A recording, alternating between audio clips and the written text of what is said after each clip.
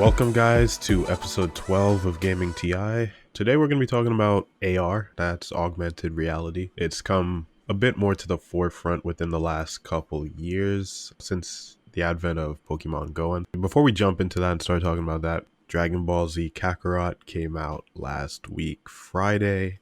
Had to pick it up and pleasantly surprised. I will admit, when going into it, I didn't know what I was going to expect. But yeah, it was interesting. Also, how's the gameplay?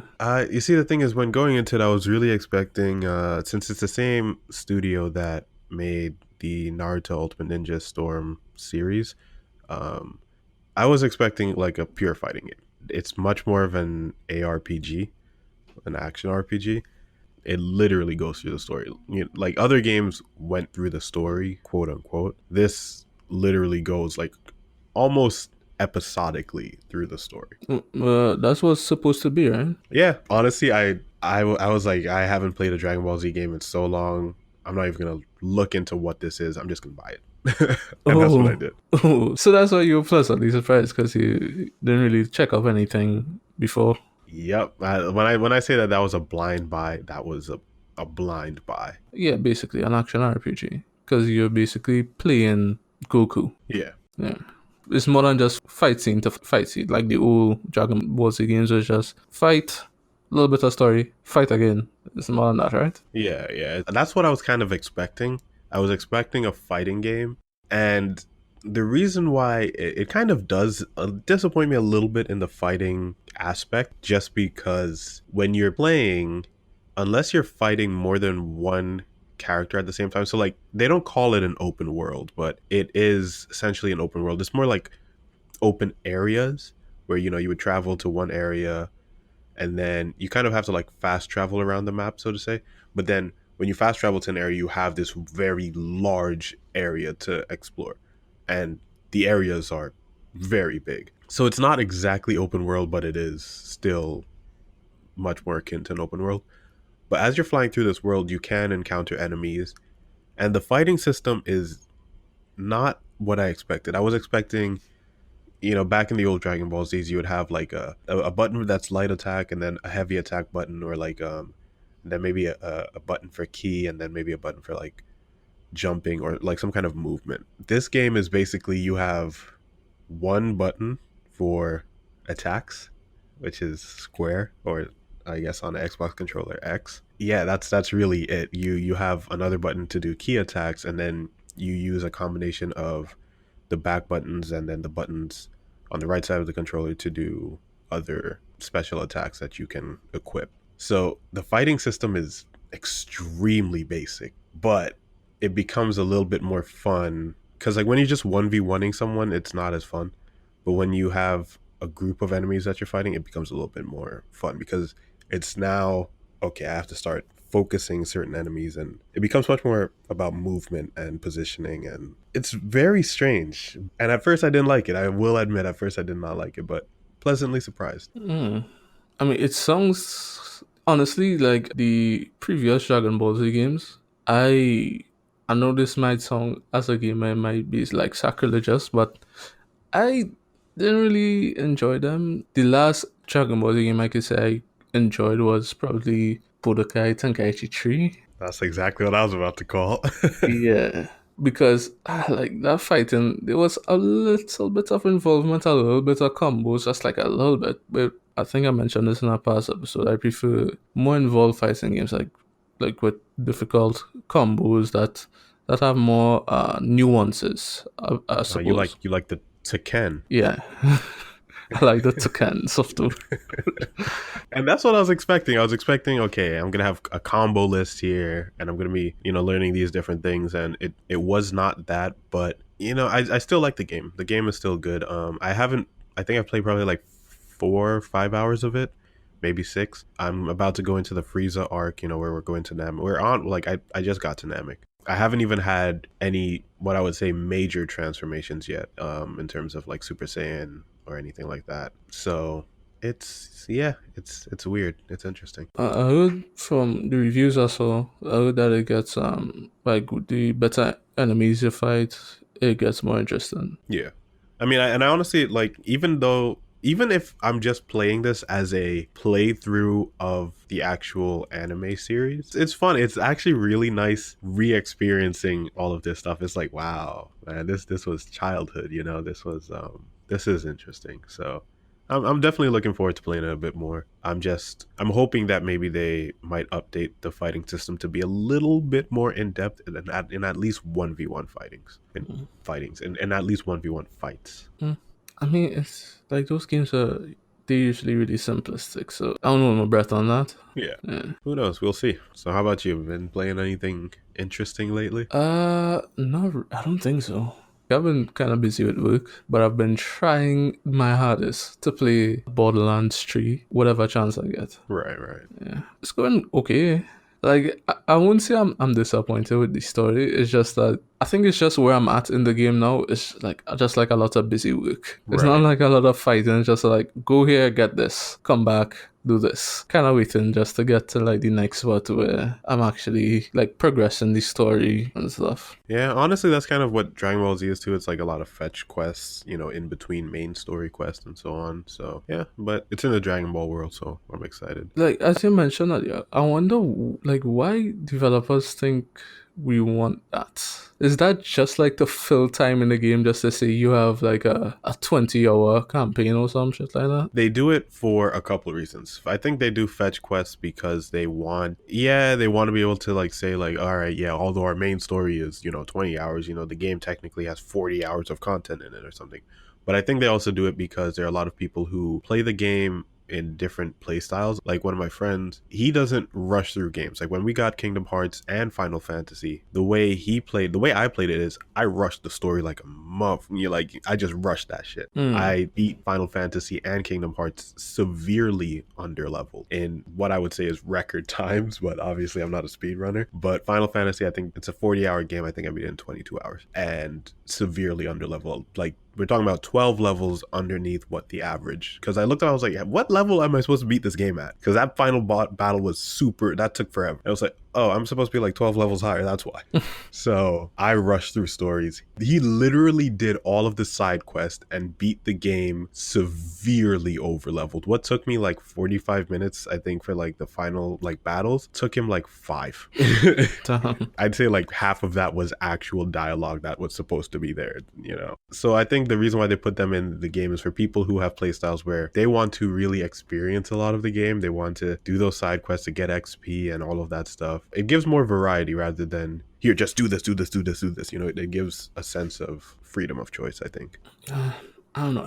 I don't like the grindy aspects of single player games. Like I don't consider myself a speedrunner or anything. I won't like finish a game under power just because that just seems frustrating to deal with. I won't deal with a 45-minute fight. I'll just turn off the game. But I will finish the game at the minimum level that I'm supposed to. Right. Just so that the final boss will be challenging enough without But being not like, impossible. not impossible. So challenging enough for me to have fun. Right. I've been kind of more looking forward to playing something else, even though I didn't finish Borderlands yet. Right. So what's the next big thing that you're looking for?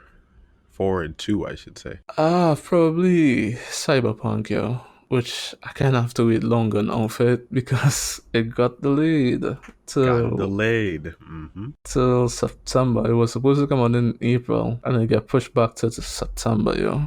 That's a big pushback too. And you know why that's so important? Because chances are a lot of people, especially people who are still in high school, would have bought it to be able to play over the summer, you know, summer break, summer vacation. And now they're going to be getting it when school starts. It kind of sucks. Yeah, well, kinda, but I mean, it is like a fall. Like during fall, there is like some big game releases, so like you can play it during the winter break. Yeah, I mean, it's just, I feel like fall releases start to really get oversaturated because you have games like Call of Duty. I feel like coming down to the end of the year, we do get a lot of releases and it starts to eclipse like each other. Kind of like, oh, we got this game this week. Oh, we got this next game this week, you know? And realistically speaking, these games generally have stories that are between 20 and 40 hours long. And we only have so many hours in a day. So when you start having back-to-back releases, it literally starts to eat into, can I even play this game, you know? Yeah, it doesn't matter, yo. That's why people have like 400 game libraries and they've only played like 10 of them.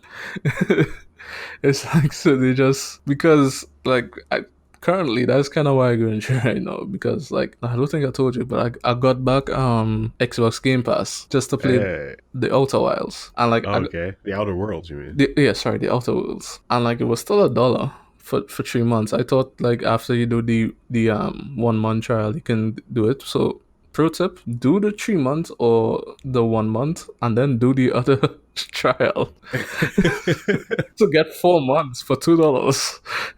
I don't know why I have it until June. I know I literally paid, I think I paid $9. I don't know what promotion I got into, but I paid like $9 and now I have it until June. So I'm not mad, but yeah. Yeah, well, I got Game Pass just to get the Outer Worlds, and I'm looking at it. I'm like, yo, this is kind of like Borderlands, a game that I still haven't finished. I do feel like after a while, games start to melt into each other. You know, a lot of games I feel like start to feel the same, but that might just be me. Like, I think that happens with single player games, Yeah. especially like games of the same genre. Like, if you're playing one game into the other, like, it will start to get kind of repetitive. It's kind of like if you only play BRs. I don't know, people would does quantify how one BR is compared to the other. For me, like, what's the difference between something like PUBG and, oh gosh, what's the I forgot the name of this other one. PUBG and describe, well, I mean, I guess you can't describe it. It's It's just, it's a BR. Oh, H1N1. oh, weren't some of the makers or some of the devs on H1N1 transferred to PUBG? Something like that? I'm not H1N1 sure. was like the original. Yeah, they were the OGs. Yeah, yeah. I think they came out with the game mode. Yeah, they did. Yeah, and then it took off from there. Yeah. That's why I didn't understand why. I don't know if you remember, like maybe in 2017, 2016, somewhere around one of those years. Player Unknown were trying to sue Epic Games for infringing on their IP. And I'm just thinking, like, what? Bitch, what IP? Aren't you doing exactly what H1N1? H1N1 do? Not H1N1, H1Z1. Is H1? H1Z1. H1N1 is That's the the swine swine flu, flu. bro. The fuck? I don't know why. Like, I was just kind of blanking on the name, but yeah, they were trying to sue them because they used cars, and oh, you're not supposed to use cars because that's it's like we invented using cars An open world video game. in battle royales. That was the claim. I'm like, yo, H1Z1 has cars. It has cars. And That's you're like a blatant copy of that game. Like, how ballsy do you have to be? But anyway, I digress. yeah, but I do remember H1Z1 being the original and then PUBG coming out as like a slightly more refined, because H1Z1, that was a mod, right? Wasn't it? The Battle Royale version of that? I don't think it was a mod. I think it was just a game mode in the original. In the game. Yeah, like PUBG was the first battle royale game. Yeah, like to be made for Battle Royale Yeah, purposes. even Fortnite wasn't. Well, it No, technically isn't. it's not. Like Battle Royale was added in as an afterthought to Fortnite, Yeah, which is because crazy. the game was dying, because no one was interested in it. And Yeah. I wonder if they still push you that single player experience. Nah. They don't Nah, not anymore. at all. Nah. Okay, because I'm just like, yo, who cares? And you have to pay for that, right? To play. Yeah, yeah. What is it called? Fortnite something the world. Imagine paying to play a crappier version of Fortnite. I mean, I feel bad for the like the person who had the original idea for Fortnite. You know, they must have been feeling great. It's like, oh yeah, this is great. You know, this is gonna do great. And then somebody was like, how about we make a battle royale version? And they're like, what the? Do what you want. Like whatever, man. Like whatever. And all of a sudden, it blows up to be basically the biggest thing Epic Games has done. And then they're just like, oh Well, shit, damn it. shows what I know. Who in that meeting was like, yo, we should make Fortnite a battle royale? Because I hope they gave him a good paycheck. Yeah. They probably fired him. Oh, last game for me before we jump into our main topic. I got Pokemon over the Christmas break, and I am pleasantly surprised at how, not even at Pokemon, but at how well the Switch uses haptic feedback. It is surprisingly good. It's actually probably the best haptic feedback experience that I've ever had, surprisingly enough. I don't know what other word to use. I need a synonym for surprise, but I'm pleasantly insert word here. I'm not training any lifelines here, bro. Because I think that there is a vibration motor in each Joy-Con, but then there's also one in the body of the Switch itself. And for example, when a Pokemon Dynamaxes, or whatever they call it, I think it's called Dynamax, it kind of radiates from like the center outwards. It's like, whoa, this feels great. And now I could actually understand how the Nintendo Labo would probably do really good if they're using that haptic feedback like properly from the Joy-Cons. It's just weird because there was no other game that I played that gave me very good haptic feedback, but Pokemon does have certain cues and so on that allows that haptic feedback, and it really shines through. As for Pokemon itself, it's great. I mean, it's Pokemon. It's just three-dimensional now, I guess. And I beat all the gyms and I kind of got bored there. So I haven't played it in a bit, but it's nice to be able to jump back into the Pokemon world again. But just real quick, 1 second, bro. Did you just say label? Isn't it that what it's called, the Nintendo Labo, or is it Labo? What the hell are they calling it? I mean, it's a labo, bro. Who the hell calls it? Because it's a lab. It's labo. It's like to create stuff. I mean, I get it, but the correct way to say it in English is larbo. With an R. Okay, moving on. Because that's just ridiculous. What? Larbo? I mean, it's Japanese, so yeah. There's no L sound in Japanese, so they say rabo, and then, yeah. So there has to be an R in there somewhere. Word. Okay. All right, so we'll just move on to the main topic now. Actually, look that up, yo. Oh, yeah, I looked that shit up. I'd be on point. Gotta defend myself. Word, bro. All right, so let's talk about AR. So I think, I hope I mentioned it earlier.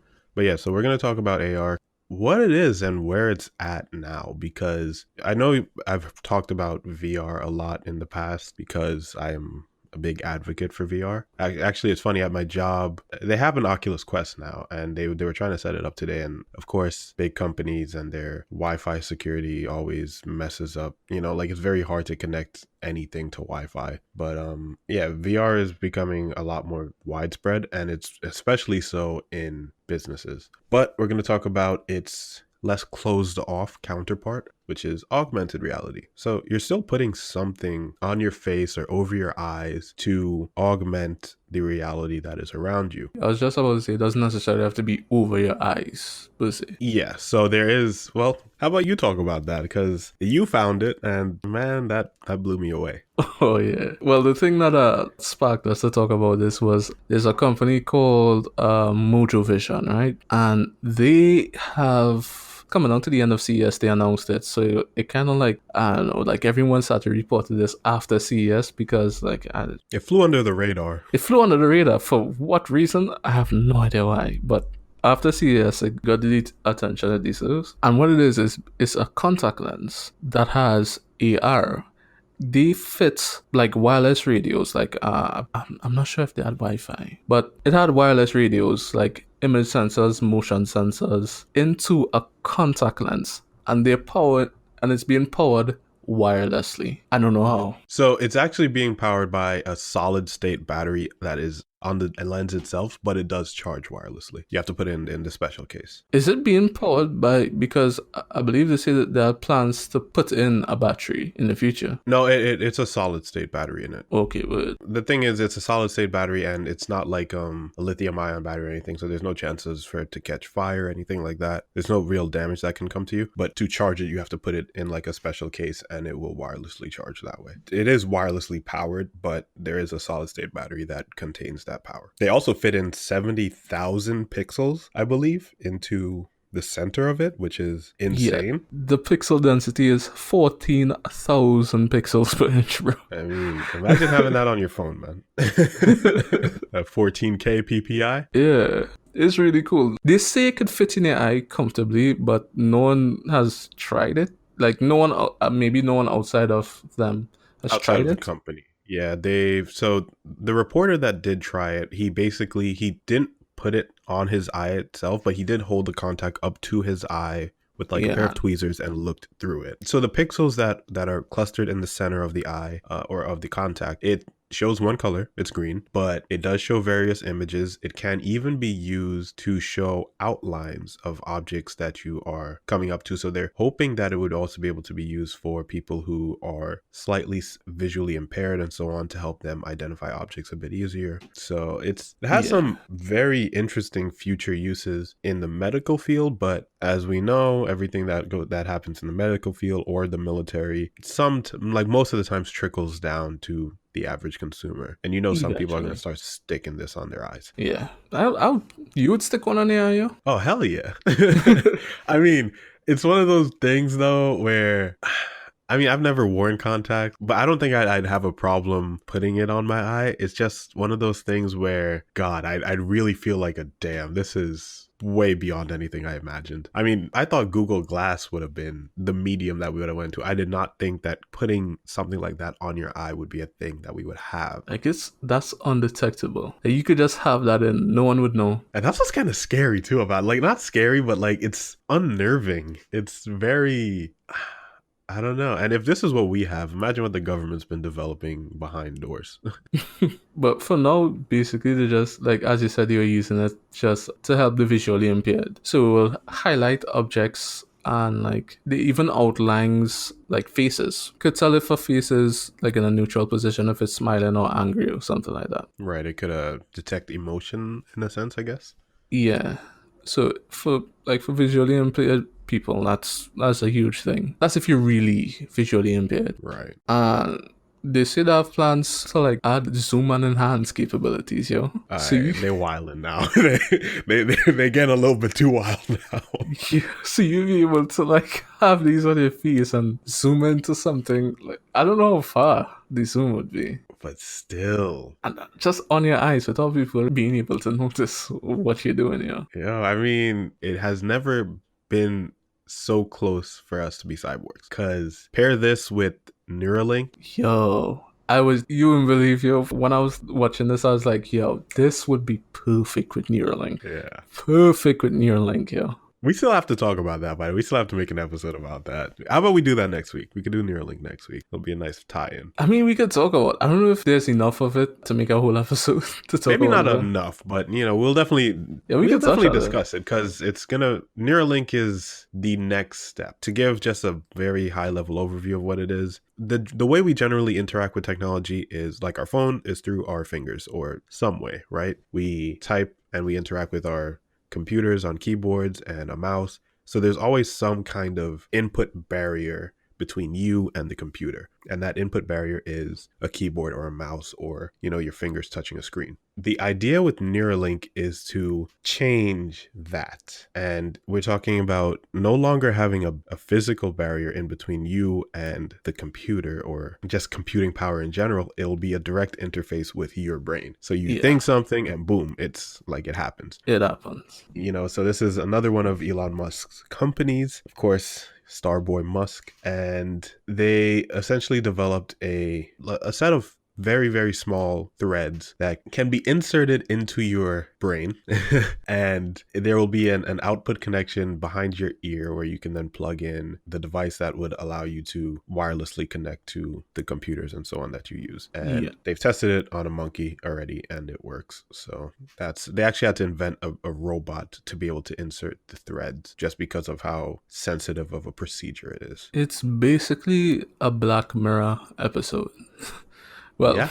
I feel like we've been living in a lot of those recently. Yeah. That's like one of the major downsides of AR, at least right now, is that there really isn't a way to interface with a lot of the AR products. It's not like VR where you're completely immersed, so you can have the controllers. And like with VR, you're not going to be out in the world. Right. But with AR, you kind of need to have an intuitive way to control the interface. Yeah. For example, imagine having Google Glass back in the day. And the way you would interact with that is by swiping on the side of your glasses, right? And like, yeah, that's great to an extent, but it's not the best form of interaction between you and augmented reality. Neither would it be like having it like a phone interface where you stick your finger out, because if you're standing in public and you're sticking your finger out and touching imaginary things in the air, you know, that looks pretty stupid. Even if there were 50 other people with you doing it, it would still look pretty stupid. I mean, it would look stupid now, but would it look stupid if everyone's doing it? Like, if everyone has a smartphone in front of them? All right, so maybe look stupid isn't the way to say it. It's not efficient. The reason why I say that is because if you're on a subway, you know, or if you're in a cramped space with a bunch of people reaching out in front of them and touching icons, imaginary icons in the air, probably isn't the most efficient way of interacting with it, right? Probably. So it's like, you know, with your phone, you still have this personal area where you take it out and you can look down and your hand is in this one area. But reaching out and that's just not, this ain't it. Another thing you could do is like, you know Project Soli from Google? From Google. I believe they were using this. Like, I don't think they straight up said it, but I think they wanted to use this for the Google Glass. Because when it first came out, I was like, okay, what other product do they want to use it for? It's basically hand gestures just in the air. Right. To control the device. The Pixel has it, and it's kind of gimmicky. Yeah. But you could basically like hold your hand over the phone and like swipe to change songs, or like I believe they want to get to a point where you could just use like small finger movements to make adjustments. Yep.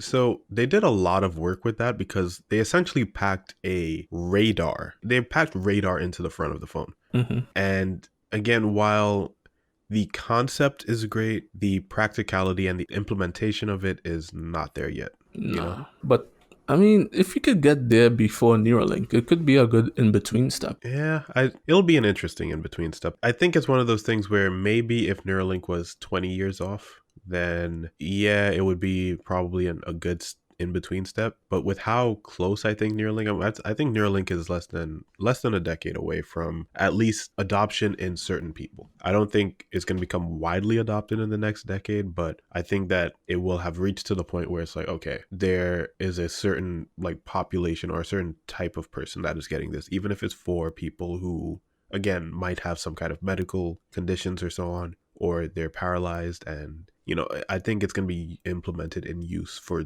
certain types of people by the end of the decade. Yeah, well, at the end of the decade, yeah, probably. Elon is crazy like that. Yeah, he definitely is. I mean, the man essentially built a company that's launching people and stuff into space within the last 20 years. So yeah, if anybody can do it. Yeah, I'm not saying that Elon can't do something. Yeah, if you say that, he's going to hear it and he's going to be like, okay, I'll speed it up. Yeah, I'm pretty sure like if I say that shit, you just like join this call and be like, oh, really? Okay.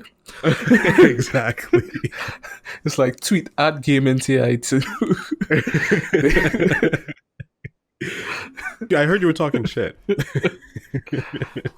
But like what I was thinking about, like, okay, so like you were saying, it uses radar, right? Project Soli. So imagine for a second you have your phone in your pocket, right? And you have these contact lenses on your eyes. You could just like have your hand next to your pocket and controlling the AR. Right. So it might be a good in-between step, depending on how good they could get the technology to be. I think the main thing with it is, at least right now, the issue with it is the range. You know, it's one of those things where your hand has to be in that sweet spot for the radar to be able to like detect it. It can't be too close. It can't be too far away. Yeah, that's the thing. It's just very finicky right now. It's not well implemented yet at all. But again, in the future, as things get better and as machine learning gets better, all of these things can be overcome. Yeah. But I also think if that's the case, if we are going to be using our like hands for gestures and so on, I think the next possible interaction point might be a glove that then can sense the movement of your fingers, because we're already getting stuff like that in VR, like the Tesla suit, not related to Tesla, the car company, just called Tesla suit. But I can see there being a glove that can essentially pick up your movements of your fingers and possibly maybe tapping your thumb to your palm or tapping your thumb and your pinky finger together. That's like, okay, that's to go home. And then maybe it's a case of you take your thumb and put it on your on the base of your index finger and you move it up to increase volume or down to decrease volume. I could see all kinds of gestures like those starting to become a thing if a glove was made that can wirelessly connect to your phone. So the phone doesn't need to do the work itself, but it'll be like some kind of external device, like a glove. The glove, it's just that it is uncomfortable, right? It's basically adding another input device, which is something that they want to move away from. Right. Yeah, that's true. I wonder if we have that technology now. Like maybe a company could make that right now and be really good. Yeah, it's I know it does exist to some extent. I know especially for example with my Oculus Quest with hand tracking becoming a thing, there is someone who's working on something like that where that's how we could interact with VR menus where we can touch just like certain parts of our hand and so on to pause a game and things like that. Yeah, But again, it's one of those things where you have to just try all these different things and then just see what works. yeah, just throw shit at the wall, see what sticks. Yeah, exactly. Yeah, but I've been looking up like some extra additional uses of AR, like AR on my phone specifically. Ah, yes. I didn't realize how long I've been using AR on my phone and not realizing it. Oh yeah. Do you remember a long time ago in a mysterious land of like 2014 where there was a product called Windows Phone? Oh God. You remember that? Jeez. Yeah, those were things. Those were oh yeah, I had to do a project on that. Oh damn. Yeah. Dead product. Dead product, yeah. Well, I was one of those idiots with a Windows Phone. Ooh. Yeah, for a long time. And then, like, I realized that this was a dead product. So, you know what I did? I bought another Windows Phone, yeah? Of course. Because I'm a genius, right? Hey, we all make mistakes. So, yeah, I had two Windows phones, yeah. And it wasn't like I wasn't one of those people that was saying, you know, Windows Phone is pretty good, you know, it's the future. No, I full-heartedly believed that this product was going to be dead. And I still bought the next one. But yeah, Why? I don't know, man, because I'm stupid.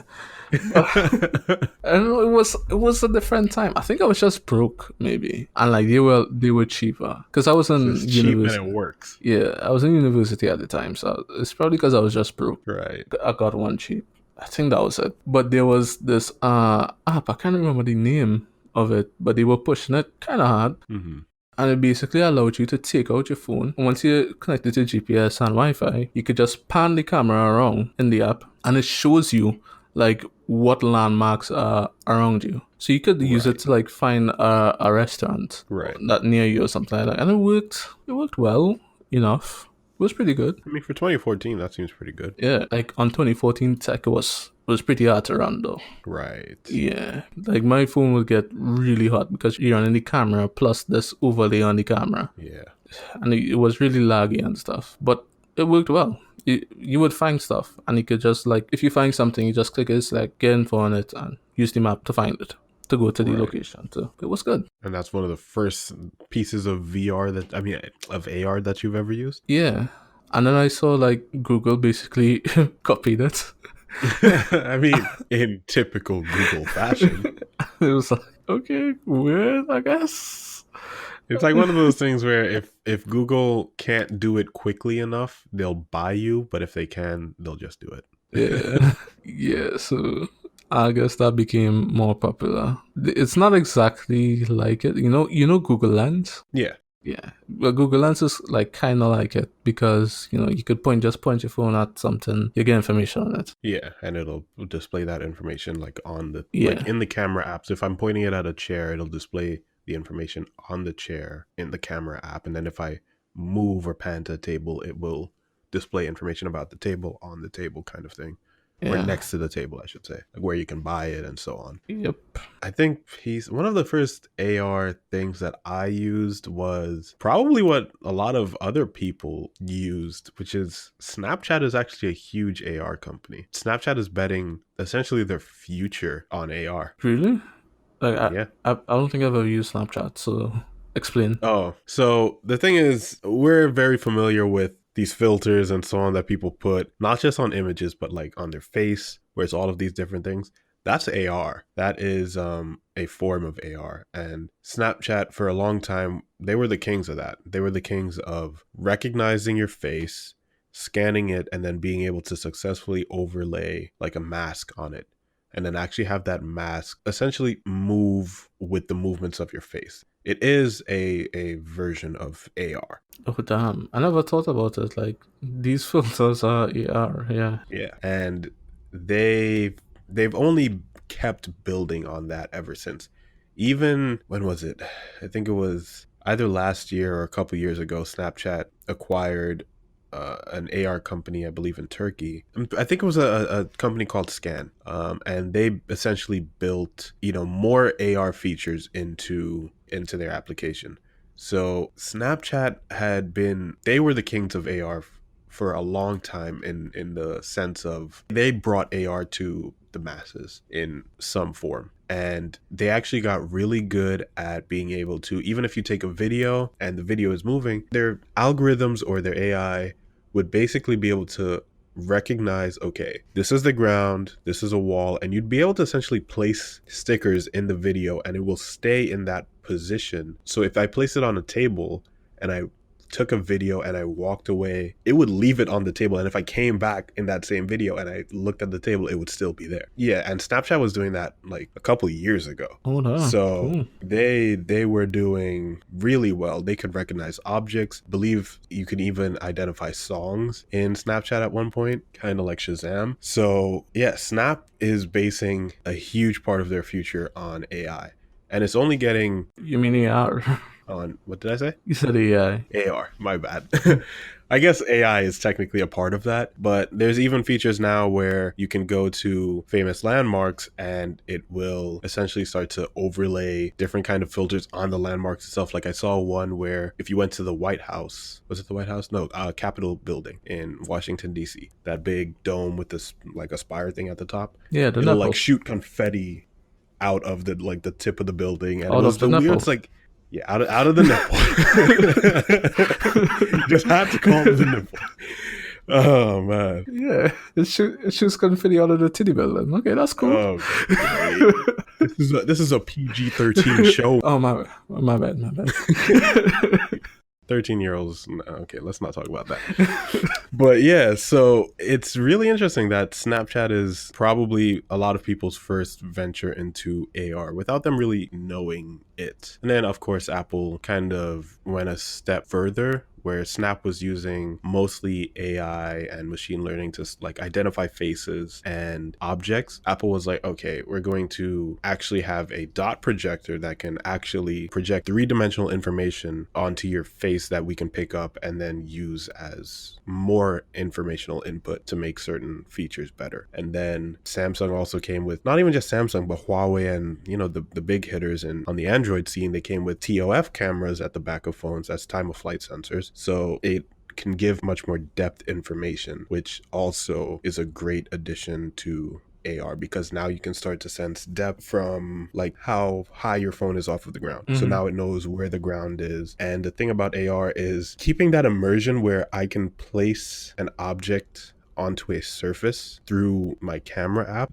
All of that information is very important for AR to have to be able to successfully do that. I don't know Snap was invested in AR like that, yo. I just thought they were like still trying to do the social media stuff and failing at it. Oh no.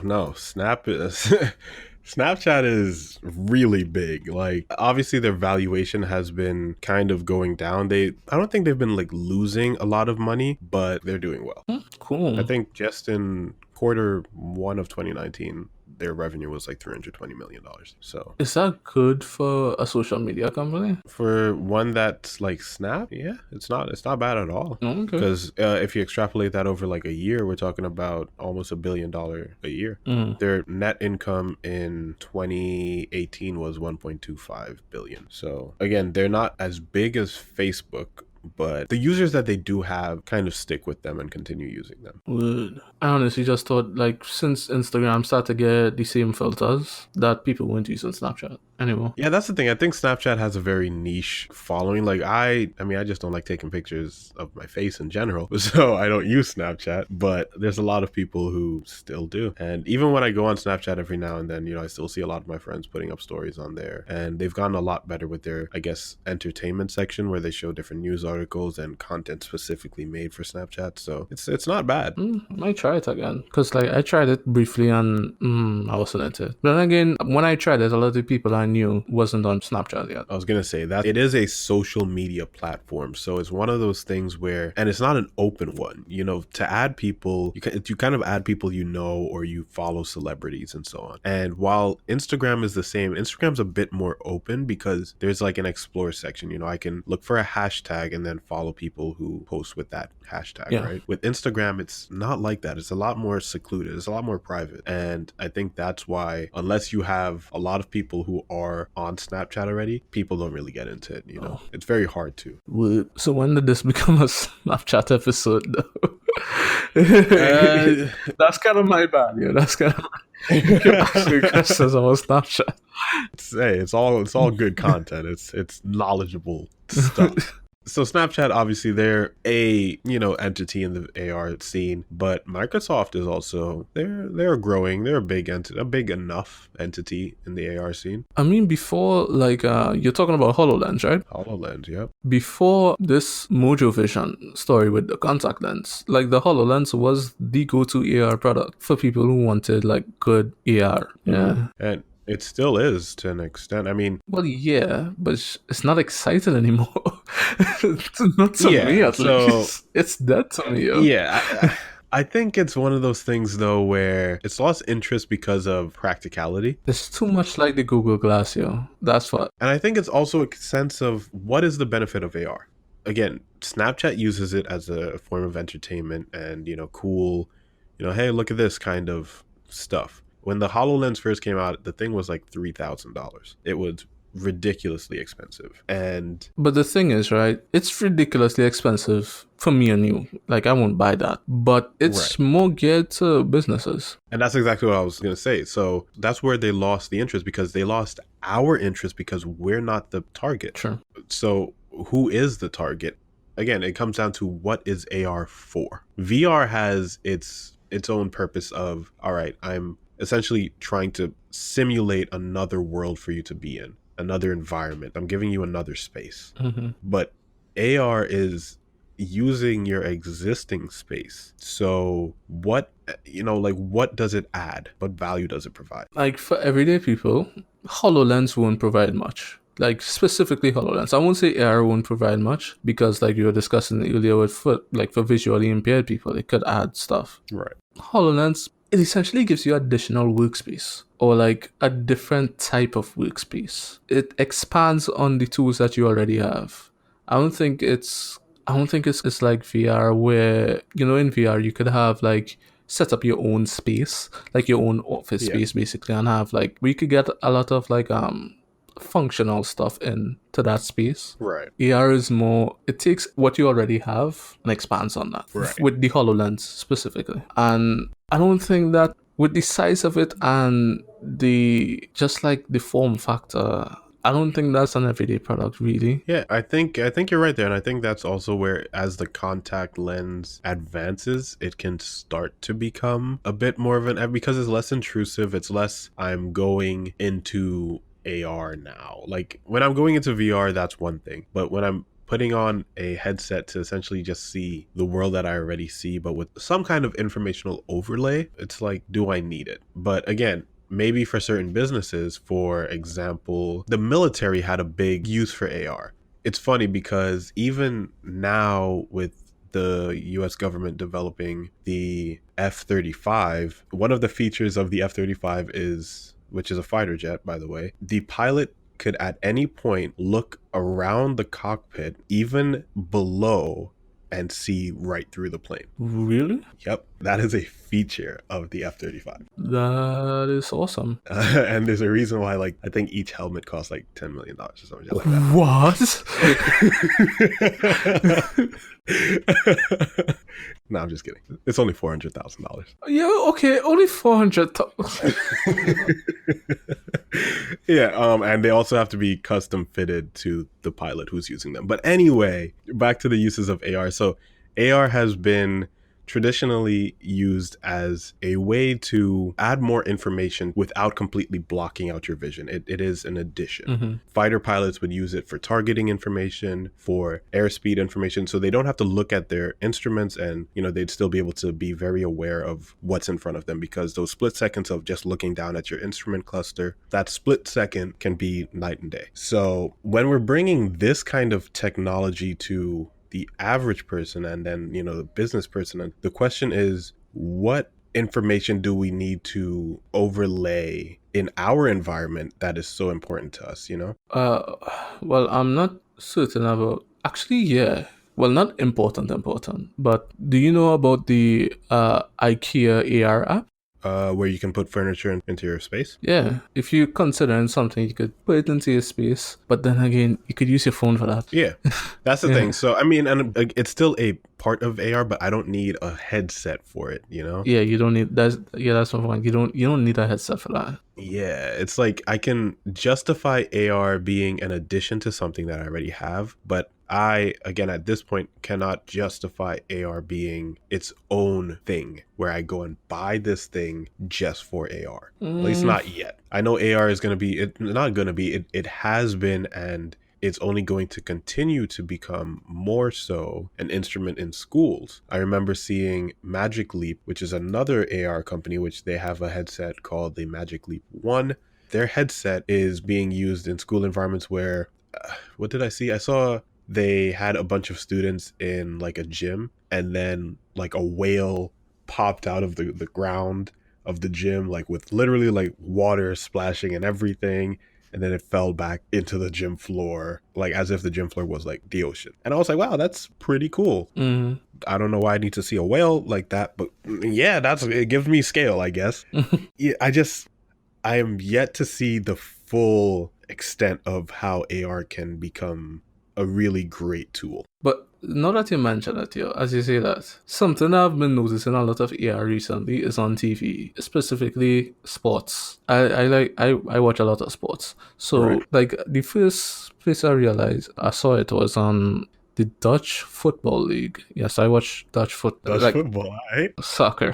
Hold on, but I just want to go on a quick tangent about that. Do you know that it's England that said we should call it soccer, and then nobody liked it, so they went back to football, but Americans stuck with it. That's why we call it soccer. I was under the assumption that it came from the word football associate. It was something to do with association. And when they were bringing it to America, they just used the SOC from association and called it soccer or some shit like that. No, like they used to call it football. England was like, no, we're gonna call it soccer now. And then You sure about that? I'm like 150% sure, and nobody liked it. And then America just stuck with it. You know I'm a fact check you, right? I'm not gonna You could embarrass fact you. check that shit right now, bro. I No, swear. I'm not gonna get into that now because We're I'm an not talking adult. about it. I'm not gonna stoop to your level.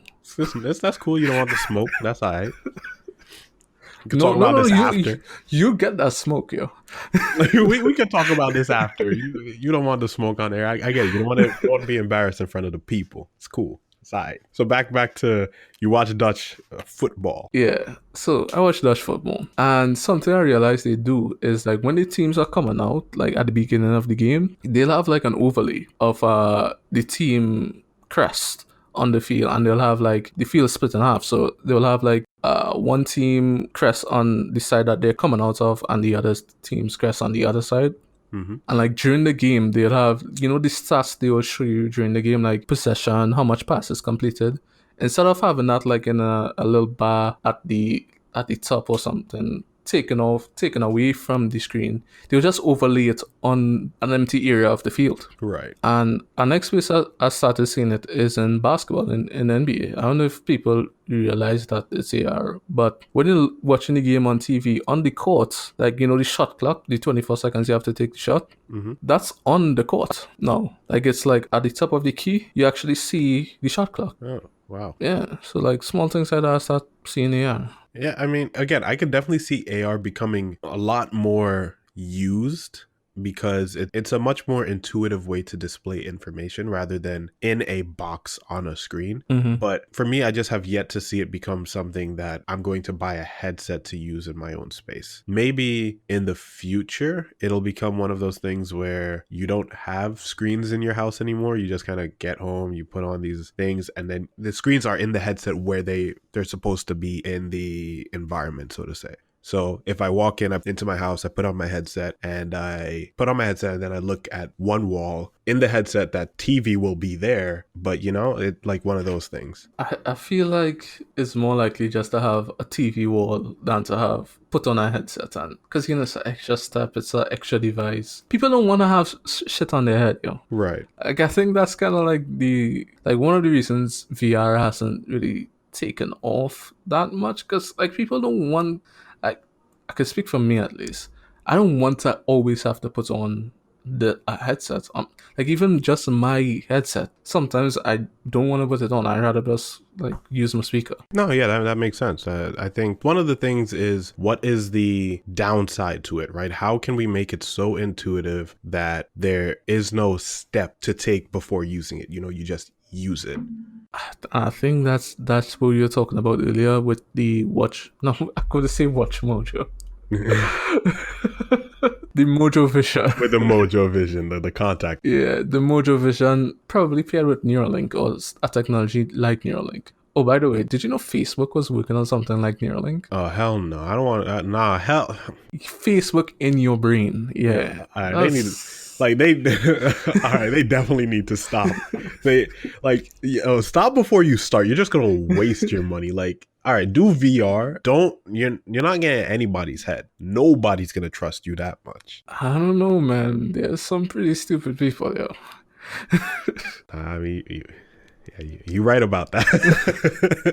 There's going to be somebody who's going to be like, oh, this seems like a great idea. I mean, no one that listens to this podcast, of course. Only intelligent people listen to this podcast. Only the best of the best listen to the podcast. I mean, I think the thing is I don't know. It's just all of a sudden they're going to start to detect your alpha waves and beta waves, and then they know what times you're most attentive in the day. So that's when they're going to start hitting you with the most advertisement because you're most likely to pay attention. Like, that's the kind of shit that Facebook would do. Yeah, they would. Bruh. They definitely would. I want no part of that. I hope it feels so hard, yo. Yeah, honestly, like Elon could do it. Facebook, no. I feel like anybody, I'd even trust Jeff Bezos to do it more than Facebook. I wouldn't go that far. I would like, between Facebook and Bezos, give me Bezos. I mean, yeah, between Zuck and Bezos, that's like less of two. I mean, yeah, I'm not saying that it's a good choice. It's like it's still bad. It's like less of two devils, not even evil. It's like, would you rather pre-hell or hell? Pre-hell is, It's like, one of them is 1500 degrees, the other one's 1600 degrees, Maybe 1500 is good, right? Pre-hell is just heck. It's like, oh, gosh darn it. Oh, man. Sigh. I don't know. But again, I think AR is definitely going to become a lot more common. I just don't know if an AR-specific device is going to be what the future is. I think it's going to become a lot more common in our phones and everything else we use. I just don't see it unless the contact lenses come way sooner than we think. But for now, I'm writing AR off as a addition to current technologies rather than its own thing. But maybe that's just because I haven't tried it. I've tried VR, but I've not been able to try AR. I mean, not an AR device. A device specifically for AR. Oh, okay. But like, what I more think about AR for is for business solutions, or like what you were talking about with the military using it for fighter pilots to show like I forget what you were saying. Yeah, they can show targeting making the plane transparent, flight speed. Yeah, like making the canopy or just the just being able to see through the cockpit of the plane at all different directions. I think it has its implementations, but like you said, I don't think it's going to be for like civilian use. Like I can see it being greatly used in the medical field. Imagine being able to have information like during a surgery, essentially being able to see through like a patient's body, or having like an overlay of a patient's x-ray on a certain body part before you start the Yeah. procedure, or their heart rate information and all of that stuff, instead of, having it on the monitor or something, you have it like right in the top right of your eyesight or something. I can definitely see it being used in those situations. Or even like for me, like for my background in engineering, like one of the first things I went to is like for projects, a designer. Like if I design a building and I want to show a client how this building would look in the space, like especially with the emergence of 5G making it possible like to stream Content or this content over the network and with minimal latency. Yeah, I definitely think 5G, by the way, is going to be a huge push to AR, because one of the things that AR suffers is the large amount of information that it is displaying. For Mm-hmm. example, a fully rendered model of a chair that you're placing in your space. A lot of the ones that are shown nowadays are very low poly count, not very high definition, but that's just because that's a lot of information to transfer at one time. Yeah. With 5G, it's going to become a lot more appealing to place a chair in your room, and because it'll be like, oh, wow, this is actually... It looks like the chair. Yeah, it's like, wow, I can actually see this being here, it can be used as a great tool. Yeah, and that's what I was getting to, because for now, designers, like interior designers, I believe, use it a lot to show clients what products will look like, right? But imagine going to the project site, and if the client has doubts about how the building will look, you could show them, give them like a HoloLens or whatever, tell them, yo, this is what the project is going to look like. Yeah, you can actually walk them through the site. And honestly, now that you're saying that, I can honestly I can honestly see it being used in industrial design as my background. So product design is a thing. And in VR, it's a very much an isolated experience, but being able to 3D model an object, and then let's say having hand tracking, and then being able to interact with it in AR, man, that's priceless. That's a great experience, especially if you're able to interact with it with your team, where it's like you're literally like, oh, check this out, and you pass it off to your teammate, and they're also using a HoloLens as well. And I can definitely see it being used in the field of product design greatly. But again, I see it being used, like we said, in businesses, medical, and military. That's generally where I see it. I don't see it coming to the common person as a headset, but I do see it coming to the common person in their phones or their other devices. Yeah, definitely. Also, just to touch on this, like one of the things I believe it was the Mojo Vision we were trying to get to was like infrared vision for like firefighters. Oh, dude, that would be So like so firefighters could be able to identify themselves, like see themselves in the burning building. Yeah, they can see, and imagine being able to detect temperature, like being able to see what part of a building is burning the hottest and so on. That would be very interesting. Just like spotting people in the building. That would require more. Yeah, I don't think we're there. Because that would require some kind of informational overlay where you can see into a building already, and then it's just displaying that information, right?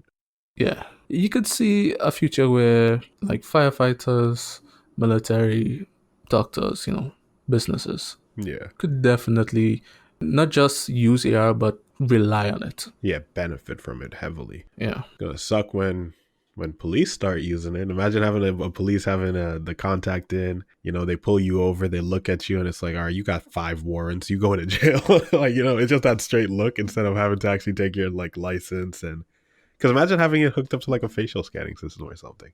Yeah, that. Eesh. That's some Watchdog shit, man. As you mentioned, Watch Dogs, it got delayed. At this point, everything is delayed. 2020 is delayed. We're not even there yet. We're still in 2019. This is just the alpha. Yeah. Next month is the actual January. We call that January beta. Yeah. The 1.2 releases. It's a bit in the future. But yeah, Watch Dogs Legions that's like one of the games I was looking forward to. It was so ambitious in CES. I was like, yeah, I would like to see if it could actually do this. Yeah, I know. I played the original Watch Dogs. The concept of Watch Dogs, I loved it. It was amazing. But yeah, we'll see if Legions is going to be able to live up to the hype. I would like to see how they implement it where there are no NPCs. Every character is a play. Every person in the game is a playable character. Yeah. I need to see how they're gonna do that. You see, the thing is, it'll work one of two ways. I feel like it's either going to become like a really repetitive thing. Like there's like 5 like or like maybe there's 10 real types of characters, but then it's all just like with different names and faces, and it's like the Yeah. outside is different, but technically they're all like similar characters, you know? Yeah. That's probably gonna be it. But No, I mean it's definitely an interesting. It's ambitious. It's ambitious. just logistics. Oh, why Logistically is speaking. English so hard tonight, bro? Oh, you've been drinking a little. You're taking a little sip. No, just logistically speaking, you just can't have. What would the file size be? Yeah, If you that's. have like all these characters that have stories, what would the file size be? Is it going to be like a terabyte? I This mean, is thousands of characters, you know. we talking Red Dead Redemption 2 times 2. Well, again, only time will tell. Let's see if the game comes out this year. Oh man. Well, I mean, that's been our take on AR, and it's obviously we went off on a lot of tangents as we do. Yeah, That's it's in our name, gaming tangent. No, I'm just playing. Gaming TI, but it's tangential information, not actual tech information. But the future of AR is going to be, it'll be interesting to see where it goes. yeah, definitely. So, anything else we want to touch on? That's it for me. All right, cool. So, again, thank you guys for listening. The links for all of our socials will be down below. We're mostly using Twitter and Discord right now, so feel free to join the Discord server. We're still organizing to get things a lot more regularly posted on Instagram and Twitter as well. So we're still working on the social media parts. So as that becomes active, just give us a follow down there and check us out. Thank you guys again for listening. So we'll talk to you guys next week. Peace. Peace.